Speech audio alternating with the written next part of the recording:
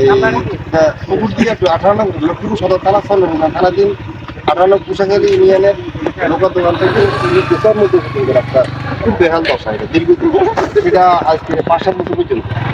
তো আমরা অনেক কথা বলা পারবো, আমাদের মাননীয় মন্ত্রী বর্তমান সৈয়দ সিদ্দিকী সাহেব এখানে আসছে, দেখা পড়ে যে ওনার খুব তদারকিতে খুব দ্রুত রাস্তাটা পাওয়া গেছে। এখন আমরা হচ্ছি যে এই রাস্তাটা আরেকটু আপনাদের মাধ্যমে, যেটা এই ডিসি বলেন, এলজিডি বলেন, ইউনোসার বলেন, আপনাদের মাধ্যমে রাস্তাটা আরেকটু সমস্ত বড় হওয়া দরকার। যেটা এই রাস্তা যতটুকু হয়েছে 8 ফিট, এই 8 ফিটে আমাদের একটা ধরুন একটা ট্রাক আসলে আর বাকি রিক্সা একবার যুক্ত তারও তো কোনো ব্যবস্থা নাই। আমাদের রাস্তাটা যদি রিটেন্ডার করে যদি এটার বাড়ানো যায় কোনো মতে, আরো 2 ফুট বাড়ানো যায়, তাহলে জায়গা আছে, অনেক জায়গা আছে, রাস্তাটা বাড়ানো খুব দরকার। এখানে এই পুকুর দিয়ে বাজার, এই বাজার থেকে 3টে বাজার সামনে, এই রাস্তা দিয়ে গাড়ি ঘোড়া যায়, সেখানে বালুর ট্রাক আসে, ইটের গাড়ি আসে, অনেক মানে জনবহুল রাস্তা এটা।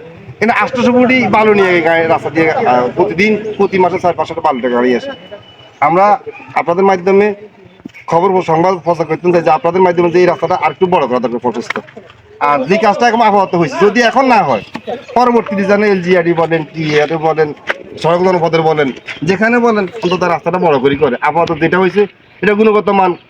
আমি যে ঠিকাদার, আমি 3 দিনের রাস্তার মধ্যে আমার দোকান, আমি একটা ছোট্ট একটা ব্যবসা করে ফার্মেসি, এই 3 দিন আমি দোকানটা রাখিয়া এই হারুন আমরা এলাকার জনগণ মিলে আমরা এই এলাকায় আসছি, আইসা ওনাকে কাজ বন্ধ করি, আমার শরীর উনি আবার কাজ করে।